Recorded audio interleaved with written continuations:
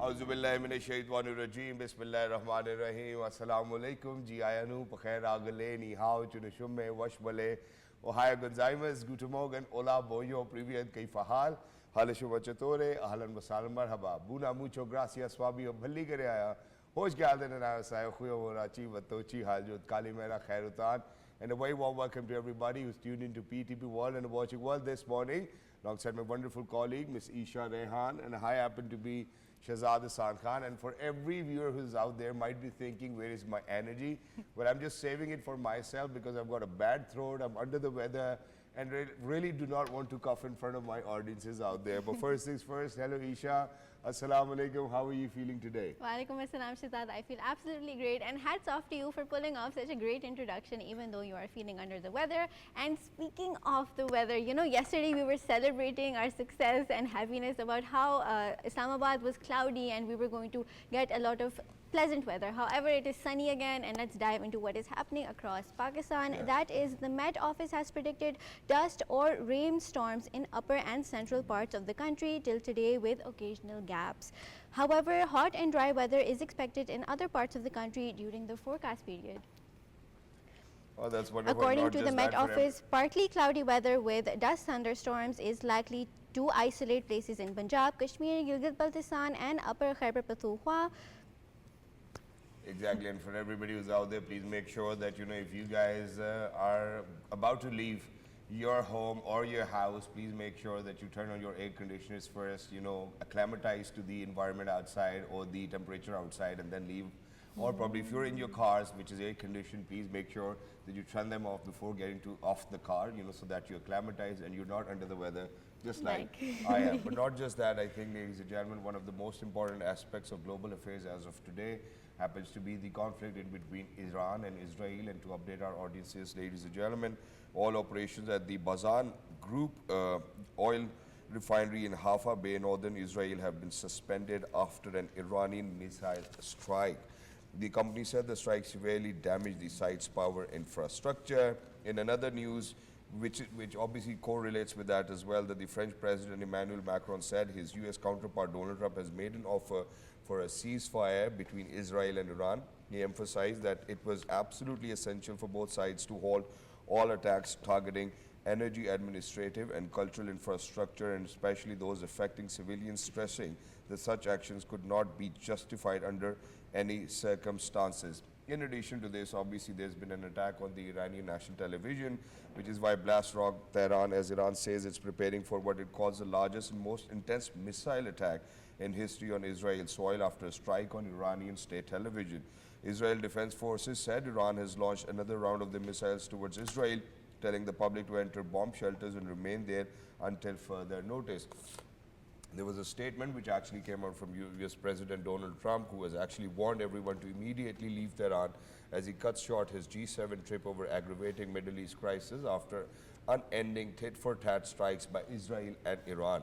Blasts are heard in Tehran shortly after Trump's remarks during Canada visit for G7 summit. Trump has asked his National Security Council to convene.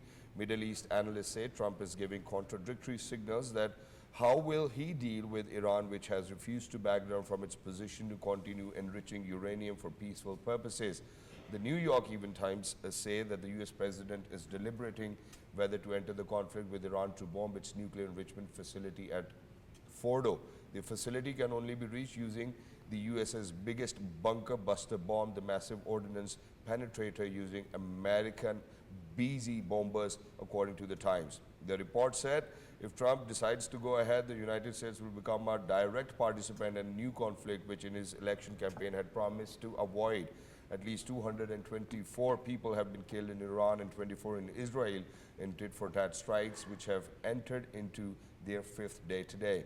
Blast rocked in Tehran while air raid sirens go off in Tel Aviv, as Iran says it is preparing for what it calls the largest and most intense missile attack in history on Israel's soil. Iranian threat came after an Israel strike on Iranian state television during a live transmission. Unfortunate to kind of see the kind of affairs in between Iran and Israel, but not just that. I think that the Foreign Office has even spoken about it, and, you know, to kind of see what the Foreign Office from Pakistan actually says is something which is important, because Pakistan has strictly rejected a raw promoted malicious disinformation campaign falsely claiming it threatening a nuclear response against Israel. More evidence are surfacing showing connection between the extremist Indian government and Israel. According to the sources, fake social media account linked to India's intelligence agency RAW has been exposed as baseless and politically motivated. A fake RAW affiliated account at IRIRAN official claim that according to Israeli channels, Pakistan has informed the US that if there is a nuclear attack on Iran, Pakistan will launch a nuclear response against Israel. These are baseless and senseless accusations, and Pakistan does not say that, and that's the official statement by the Foreign Office of Pakistan. And it is certainly heart-wrenching to see what is actually happening in between Iran and Israel, and certainly I think no sane human on this planet would actually want war for anyone. You know, we would want to live peacefully, and that's exactly what Pakistan has done in the past. Exactly. But in addition to this, I think what we really need to kind of speak about over here on our morning show is how Pakistan at the front of sports is doing wonderfully well. So certainly, you know, there was a draw match of Pakistan hockey, you know, just yesterday, which we spoke about, but Pakistan beat Japan now 3-2 in their second match of the FIH Hockey Nations Cup. Pakistan defeated Japan by 3-2 in their second match of FIH Hockey Nations Cup in Kuala Lumpur. Japan led 2-1 after the first quarter and maintained the lead until halftime. However, Pakistan fought back with goals in the third and fourth quarters. Ghazanfar Ali, Wahid Ashraf and Sufyan Khan scored 1 goal each for Pakistan. Pakistan will now face New Zealand in their third match on Wednesday. And earlier, Pakistan's opening game ended in a 3-3 draw against Malaysia, as I mentioned before. And not just this, our women across the globe are making us very proud. The ICC International Women's World Cup schedule has been announced, and it is said that for the Women World Cup 2025, which will be hosted by India from September 30th to November 2nd, the quarter tournament will follow a hybrid model, with the Pakistani team playing all its matches at a neutral venue in Colombo. A total of 31 matches will be played between 8 teams. The opening game will take place in Bengaluru, featuring India against Sri Lanka. Pakistan will begin their campaign against Bangladesh on October 2nd. The much anticipated clash between Pakistan and India is set for October 5th in Colombo. Oh, that's wonderful. And Eesha, I've got a very simple and a basic question for you. And do you know why we are going to play on a neutral venue? Well, I choose to not answer that question. No, there's a reason, because, you know, when Pakistan was hosting the Champions Trophy, India refused, which is why now, alhamdulillah, you know, we are actually going to take advantage of the same opportunity over here as well and not go to India. But now, ladies and gentlemen, not just that, and a British-Pakistani boxer has actually made Pakistan proud and have risen the flag of Pakistan, where she actually secured Pakistan's first world-level medal in elite women's boxing with a 5-0 victory, defeating Nora Salman, and guaranteed a podium finish and a bronze medal as well. We're very lucky that we've actually been joined by Miss Laura Akram. Hello Laura, Assalamu alaikum, how are you? Good morning. Assalamu alaikum, thank you for having me.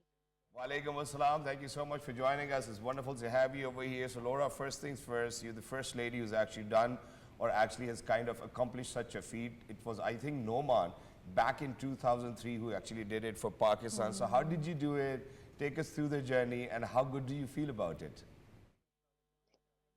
Firstly, I'm quite astonished that I'm the first one to do it, and it's kind of sad as well, because if you think how long boxing's been around, it kind of shows how Pakistan is quite behind in the gap in women's sports. So it is really good to be the first woman to do it, and hopefully not the last.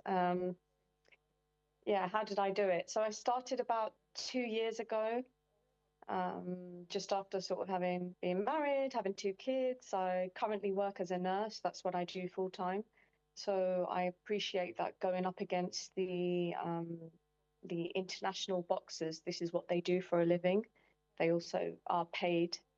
But to get through to the semi-finals and box against Mongolia, who was a tough opponent and skilled, and to come away with the bronze is, yeah, it's just absolutely brilliant. And I've received all the messages from people across Pakistan, even returning back home to London. It's been such a great reception here as well. So, yeah, thank you very much. Laura, it is indeed wonderful, and thank you so much for doing that because obviously, you've actually, where I mentioned that you're the first one, it says first world level medal in elite women's boxing. And thank you so much for promoting women's sports as well. But there's a conflict of interest for somebody who's into nursing, ventures into contact sports. How did you make that decision? That, hey, okay, I'm a nurse, that's fine, but I'm going to go venture into contact sports. How did that happen? Yeah, so I guess my profession is in nursing, so I'm in the medical field, and yeah, a lot of people do question that. But I think as a young child, I've always been someone that's been a fan of sports. Um, and boxing is an Olympic sport, so no one can debate that it's something that's violent or um, causes anyone harm because we're all trained to be in that room, in that ring, and it's consensual. So um, yeah. True. You know, Laura, your story is actually so inspiring. It made me think that I cannot even stay consistent to 5 days of gym. So how can you as a mother and as a nurse actually stay consistent in your routine and, you were able to achieve such an honorable achievement? So please let us know what your routine is like. And that's why we have you here, Eesha, so that you can learn now, okay? Please. So firstly, I do have a very supportive husband. It wouldn't be possible for me to be able to do this journey without my husband. So, for example, a regular day may look like for me, I'll wake up in the morning, I'll do a morning session that may consist of a run, weights, or a boxing like pad session. Then from training, I'll head over to work, and then from work, I'll potentially do a second session, and that may consist of like sparring or in like an additional boxing session. And meantime, while I do that routine, my husband will do like the morning routine with the kids, dropping them off to nursery, and then he also goes to work and then picks them up, and then that's literally what our sort of day consists of. So everything that we've done in the past 2 years has been around boxing, literally everything. So all my tournaments, competing, training, absolutely everything. But that doesn't mean that I neglect my roles as a mother and a wife, because it's very, very tough to be able to juggle everything. But when you are organized and you organize in advance, then it's possible. When there's a will, there's a way, and that's definitely been key for me, that I have been the absolute driving force. I was about to say this or use the same words as well. When there is a will, there is a way. Because most of the time, the debate over here, amongst the women of the country has been that, oh, we've got kids, we've got husband, we have to look after the family and whatnot, so we couldn't really chase the dream. I think that, Laura, you will actually, or you are, or you have been inspiring a lot of women, and certainly that's where Eesha really needs to learn that, it's not about, whether I should go to the gym or not, but, you really need a lot of support system. But for someone, who actually ventured into boxing right after getting married and having children, and then 2 years of non-stop life, that too, which circulates all around boxing. Why did you take this? Do you think that you've taken this decision a little later in life, or you could have done it pehle thoda sa, or before this? Everyone would always wish that they could start especially in sports, in any Olympic sports, you will see that most of the elite level athletes in any sport would have started at a very young age, even in boxing. So I know that most of the competitors that I go up against may have started when there was like 5, 7, and they've gone all the way through competing as juniors, youths, and then they turn over into the seniors. So I know that when I step into the ring, that most of my competitors have already been in the sport 10, 15 years and probably have another 10 years to go. Whereas, I'm stepping in much older than them. But when I do face them and I go into that ring, I know that they've not done all the things that I've had to do just to get to that point. So for me, it's a fight before I've even got in to actually fight. So that's what gives me the strength to push me through. And I think I didn't envision myself being here. It was something that I had tried, and then I just continued to keep on winning, to enter tournaments, and then that gave me the momentum. And you know, I found myself here in this position. So I would say to anyone, you know, if you have a passion, a dream, to not give up, to keep continuing, and somewhere along the line you will find yourself in a position where that momentum has created for you. So yeah. Yeah, that was very inspiring to hear. Yeah, and Go ahead. okay, so we want to know who is the most supportive person around you trying to push you towards this. Is it your coach? Is it someone from your family? And please let us know who hits harder. Is it your coach or your opponents? Uh, Probably my kids, because they don't give me any rest. No, I would say my husband. He's definitely been that support network for me and always gives me the lift, because you know, at times you really do find that it is very challenging. And I know that even just speaking to you guys, that I'm not able to sort of articulate it in a way that that really expresses how difficult it is to be able to go to work, to then force yourself to train, and then come back and then carry out your duties, you know, as a mother and a wife. It's very challenging. But the reward for me is definitely getting in the ring and being able to deliver the results. And I think that screams volumes, especially in this one. And, you know, I've said it in my Instagram post that this ended up being my greatest loss. It's the most celebrated loss for me, because even though it's not the gold, which is what most people enter these championships for, you know, I'm still coming away with a bronze. But it's my most celebrated.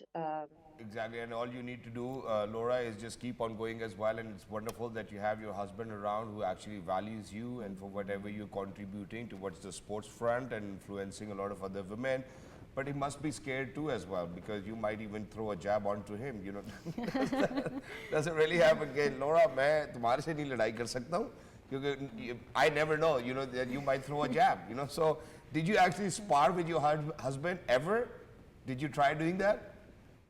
No, not. I wouldn't say we've sparred. Yeah, I mean, you could have a bit of a move about for fun, but it's nothing serious. I mean, when you look at sort of man strength and, you know, male and female strength, it's different. That's why you have those separate categories for male. I was just kidding over here, but right towards the end of this segment, Laura, first of all, congratulations. And what are your ambitions for years to come now, inshallah? And I hope that this momentum will continue for the younger females, you know, in the country, that you shouldn't give up and that you should continue to fight for what you want. And it's not even just in sports, you know, you could have this mentality in anything that you want to achieve. It's all about how you apply yourself and how you fight through those difficult circumstances. But yeah, when there's a will, you can conquer, definitely. Yes. Exactly, that's it, and that's the message that we're going to take away from this conversation. But thank you so much for bringing Pakistan a lot of pride. Thank you so much, Laura, for being in conversation with us. Thank you so much. And you know, talking about how Pakistan is shining, we are going to talk about how Olympic champion Arshad Nadeem has been named Forbes 30 under 30 in Asia list for his historic performance at the Paris 2024 Olympics, where he won gold and broke the Olympic record with a massive 92.97 meter throw. His achievement has earned him a recognition, including a road named in his honor in Islamabad and a commemorative stamp issued by Pakistan Post. Arshad Nadeem has also retained his javelin supremacy at the Asian Athletic Championships, winning gold with a 86.40 meter throw. Wow. So Arshad Nadeem named 30 under 30 in Forbes, ladies and gentlemen, once again brings a lot of pride. But very quickly, ladies and gentlemen, I mean, I've always been very fond or of probably I've loved the sport polo myself. I played it before my back injuries, but now I think the only thing that I really need to do is to kind of go for Shandur Polo Festival. For everybody who's been eyeing on this festival, the festival is just around the corner. As Pakistan's famous Shandur Polo Festival will be held from June 28 to 22 at the world's highest polo ground. All preparations have been completed for the 3-day Shandur Festival, which will be held at the foot of towering mountains at an altitude of over 12,000 feet. In addition to polo matches, paragliders and paratroopers will demonstrate their skills at the Shandur Fair. And as always, this time too, a large number of domestic and foreign tourists are participating in the Shandur Fair. You know, as a child, I actually visited this. We went to the north and we went to Shandur and we saw this polo festival happen with paragliding and the parachutes, and even the president visited it. So it was very beautiful. Now diving into what is important and an integral part of our world is the land that we live on. And today, 17th of June, marks the World Day to combat desertification and drought. The International Day aims to raise awareness about the pressing environmental challenges leading to desertification. The theme for the 2025 observance is Restore the Land and Unlock the Opportunities. It highlights the potential of land restoration to create jobs and boost awareness and water security. And to talk more about this, how land is being eroded and irrigated and how we need to preserve the land around us, we have with us a very dedicated environmentalist, Dr. EJAZ AHMAD. Assalamu alaikum, Dr. EJAZ. How are you doing? Assalamu alaikum. Thank you very much for a nice introduction. Thank you so much, sir, for joining us. It's always wonderful to have you, and it's always great to have somebody who's actually worked in the field and have his own research, backed answers. But sir, very quickly, I think that the question stands over here that the healthy land underpins thriving economies with over half of global GDP dependent on nature. Where are we? Well, unfortunately, we are standing quite at the bottom and because of various reasons. When you talk about land degradation, there are many areas which are, of course, of concern to us. For example, urbanization is one of the largest contributor in land degradation because most of our lands, most productive lands, are being converted into Urbanized urban areas, more houses, more roads. So there are more, we call it concrete jungles instead of, having a real forest.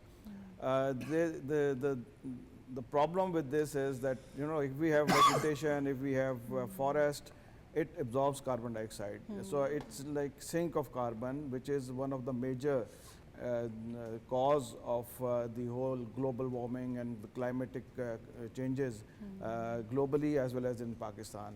So we are actually, at one point losing that facility which has been provided by nature to us, the carbon sink. And also, by having this concrete jungle, we are enhancing the heat island kind of phenomena, because there are more and more houses, there are more and more offices, there is a more requirement of energy, and in order to produce energy, you have the footprint is increasing. True. I always say, if we only talk about 2 to 3 kilometers of this blue area, the number of air conditions that we actually are using on regular basis will be, a few hundred thousands, and they are emitting, like heat. They are creating all the,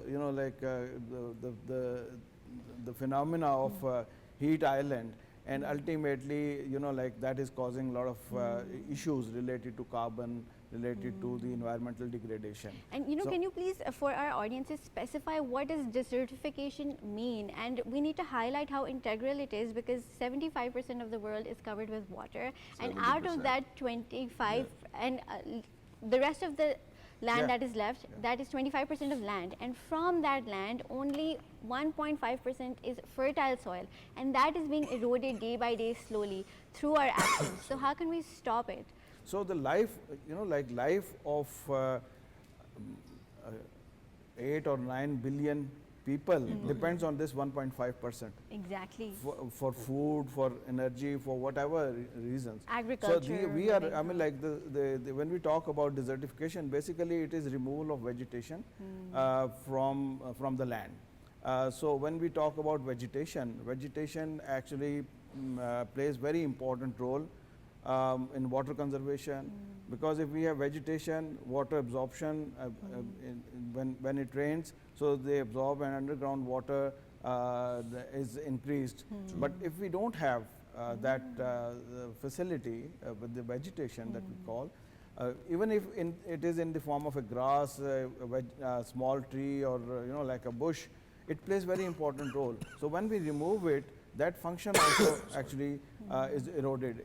So what happens is when it rains, so the land is degraded, so the soil is eroded, and the top soil, which is the most productive soil, also like erodes. Vanishes So then away. in order to improve that condition of soil, we need to actually give inputs in the form of fertilizer or in the form of like other areas. So that actually increases the cost of production, and also it has impact on the quality of soil as well. True. So that, I mean, like there is a multiple kind of impact that we ignore. We don't understand that relationship, and ultimately we have But sir, which is why I think we really need to look at from a very macro perspective or a global perspective as well, because Right. as of now the statistic says that some 1 million kilometers square of healthy and productive lands equivalent to the size of Egypt are becoming degraded every year. every year. Now this phenomena is something which is globally Alarming. existent, unfortunately. What are those perspectives and characteristics and reasons which are making such a huge number of land actually become degraded? Well, I think the major, I would say major factor is conversion of land into other Okay. areas. Of course, climate change is another aspect. Which we have contributed to ourselves. Yes. which is more mainly anthropogenic. And we're then also seeing forest fires on a rise every other that is day. actually the result of this, the forest fires, drought, water Scarcity. scarcity. So all these phenomena are merging Contributing together to it. and contributing to the human life, human health, the economy. So there are many areas which actually are then should be considered.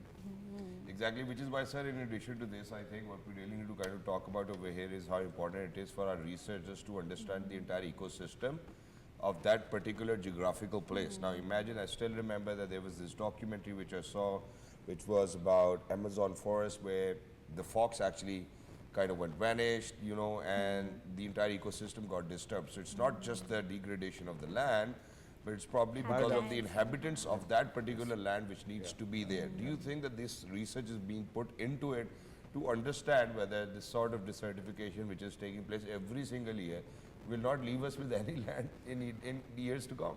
I think that is very important, the linkages that we have. I mean, like even if there is a fly which plays an important role in pollination, the honeybee population is decreasing day by day, and that is having a direct impact on the pollination. True. Which is one of the major source of pollination. So that linkages, as you mentioned, I think we need to understand those linkages.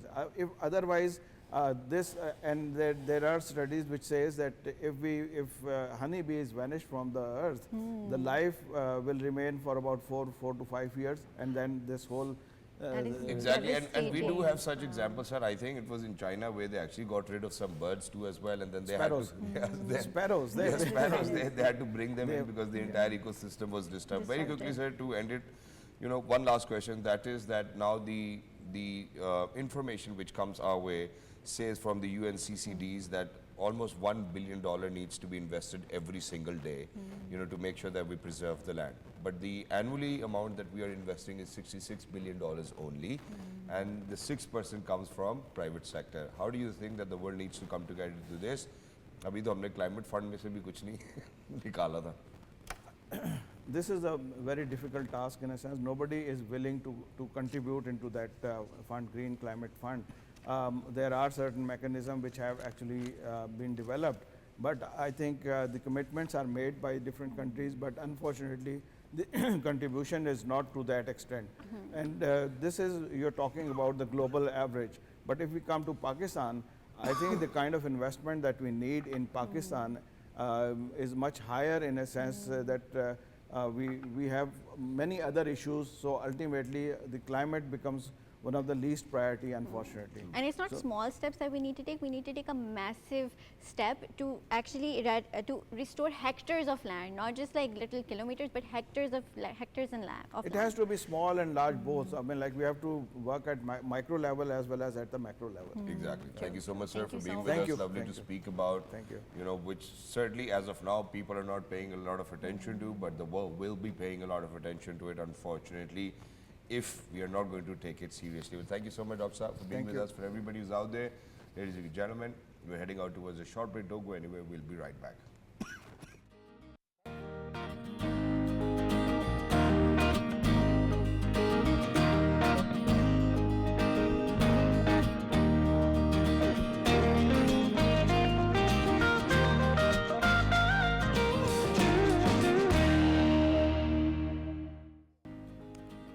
Welcome back to all the lovely viewers who stayed tuned to us, because we have a very impactful topic to talk about, and that is about the thyroid glands. They are a very small organ of our body, but they have a huge and massive impact on our mood, on our hormones, and on our existence. So to talk more about how thyroid has been affecting people massively across the globe, we have Dr. SARWAR Malik, who is a consultant endocrinologist and a diabetologist, who will talk more about this issue. Assalamu alaikum. How are you doing? Walaikum salam, good morning, alhamdulillah, thank you very much for your kind invitation. And I am also very grateful for organizing this successful event on very important topic named as a thyroid disorder. You have said that thyroid is a small gland. Yes, it is a very small gland, weigh around 20 gram, but it affects whole body. If it work properly, then you feel well. If not work properly, then you feel unwell. Exactly, but sir, thank you so much for joining us, and thank you so much for conducting an entire event about it. And I do believe that people need a lot of awareness, because I have seen people even within my own gym where they struggle to lose weight and they struggle to gain weight, and unfortunately when they get it tested, and there are issues with their thyroid. That's one thing, but there are multiple issues. Can you please explain what are those multiple issues? Or in the first place, why do we get those issues related to our thyroid gland? Yes, when we are looking thyroid, we have to assess two key aspects. One is the size of the thyroid gland, and other is the function of the thyroid gland. As it has already said, it is a very small gland, 20 gram its weight, but it has a huge impact on your body. If someone has an enlarged thyroid gland, which is normally called as a goiter or some thyroid nodule, most of the time, 90% of the cases, they turn out to be benign. Benign means they are not lethal. But around 5 to 20% of these people have a lethal one, that is cancerous one.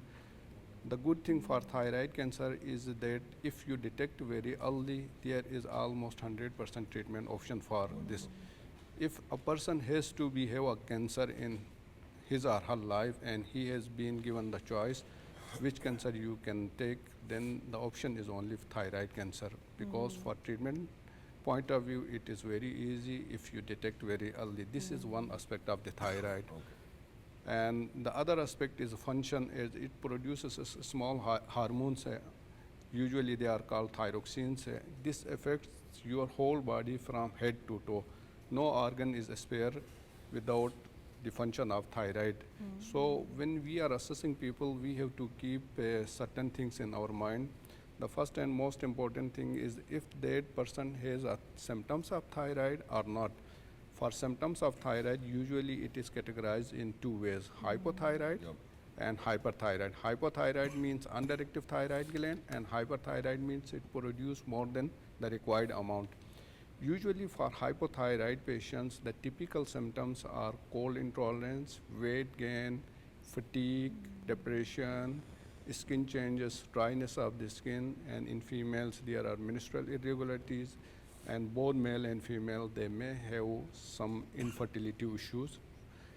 At the same time, if we are looking for hyperthyroid, they have palpitations, tremors, anxiety, they also have depressions, they have reduced weight, and at the same time, females may have period issues, and sometimes there are infertility issues as well. This is, we are looking for symptoms of the thyroid gland. The other aspect is that there are certain population, they are prone to have a high risk to develop thyroid diseases. You have to be very careful regarding those population. The most important is neonatals. When a child born, you have to screen for thyroid disorder. If you can't detect the thyroid disorder, the consequences will be very lethal. Sometimes even low IQ and whole life they have to live with a low IQ. The second high group, high risk population is females during pregnancy. Better to check thyroid function during the first trimester. And the third one is if a female aged more than 30 years and have infertility issues or subfertility issues, you have to check thyroid function test. And the fourth one is the type 1 diabetic patient. They are very prone to develop thyroid disorders, so you have to check thyroid function in type 1 diabetes, sometimes yearly and sometimes after 2 yearly. And the fifth thing is if anyone have thyroid disorder in the family, then you have also look for the thyroid function. The sixth one is if the person has come to you with a goiter or thyroid nodule, you also need to have to check thyroid functions. These are the people who are high risk, and the first one is you have to check for symptoms. But there are certain other population, you also have to keep thyroid test in those populations. For example, a person who has unexplained weight loss, unexplained depression, and sometimes old age, they have prone to develop fractures. These are the high risk. These are the population you have to also keep an eye regarding thyroid function. Thank you for giving such a detailed breakdown and educating us about what types of thyroidism are there and the populations that are affected by it. But what we want to know is that can lifestyle changes actually play an integral part in eradicating this or kind of maintaining this? Do we need to fix our sleep schedule, any types of foods that we need to introduce into our diet and exercise that can help balance this? Yes, there are anecdotal reports that some of the foods can affect the thyroid, like cabbage, carrots, but there is no exact scientific evidence behind this. These are some anecdotal reports. Regarding the lifestyle, there is no benefit of lifestyle changes that will lead to your thyroid function test improvement. But sometimes if you have improved your weight by lifestyle, then there is a chance that the requirement of the thyroxine replacement will be reduced. Otherwise, there is no meaningful impact of lifestyle on thyroid function. All right, so which is why in addition to this, now imagine that for any, I'm not sure whether it actually happens in hypo or hyper, but what I've seen is that all people need to do is that keep on taking medicines. So it does not really go back to 100% recovery. Does it go back to 100% recovery with different cases and different population cases? Or is it more of maintaining a good thyroid gland balance for whatever problems you have? Very important question. Is we are discussing the two aspects of thyroid. One is hypofunction and other is hyperfunction. In hypofunction means that the thyroid gland is unable to produce the required amount of hormone, which means you are deficient of hormone. So the replacement of thyroid hormone is not a medication, but it is a hormone you have to replace which you deficient. So if you properly replace the thyroid function, then there is no differences almost between a person who is non-thyroid disorder and thyroid disorder.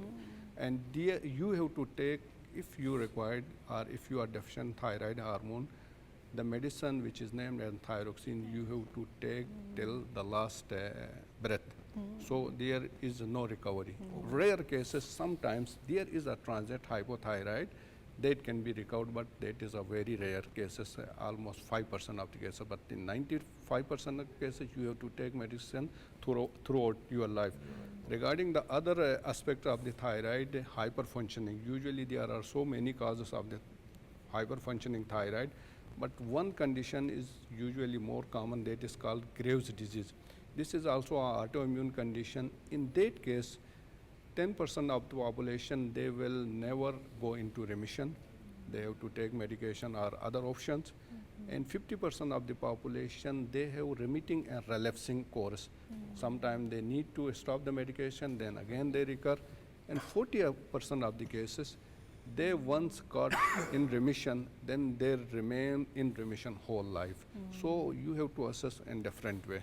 All right, and sir, when we speak about the medication, do you think this medication itself will have some of its own, there's a special term that we use for its side effects onto the human who's actually using it? You know that there is nothing in the world which is no side effects. The water is so much important for us. Without water, we are not imagine we can be survive. True. That water has so many side effects. Similarly, sleep has so many side effects. If you are sleep less or more, then it's side effect. True. At the same time, if you are taking your diet, that has so many side effects. Although these three things are very important for our survival. Similarly, if you replace thyroxine in a proper dose, then there will be no significant side effects. If you are replaced under or replaced over, then there is side effect. But the other medication which we are usually prescribed for hyperthyroid, they have a potential side effects, but they are very less than 1% of the cases. Wonderful. So we should not be afraid of 1% to avoid the 99% benefit. And for the people who are on thyroid medication, how often do they have to go and get their tests done to Yes. check their levels? This checked is out? very important question. If they are controlled, then you can advise to check after 3 to 6 months. 3 to 6 But months. if they are not controlled and you have changed the medication recently, then you have to ask them better to see after 1 month or 6 weeks. All That's right. wonderful. Thank you so much, Dr. Sarwar, for being with us, and thank you so much for comprehensively making us and our audiences understand whether how important it is for us to get ourselves tested, stay on the medicine, go to the doctor, get yourself tested after every 6 months or 1 year, and keep on going to your physician so that he could actually reduce your dose, stop it, or probably tell you that you really need to take it back again as well. But thank you so much, sir. Thank you. Once again, and for everybody who's out there, ladies and gentlemen, please make sure that you write to us at worldthismorning@ptvworld.com.pk. Until next time, look after yourselves. Allah Hafiz. Good morning. Bye. Thank you. Thank you, sir. Wonderful.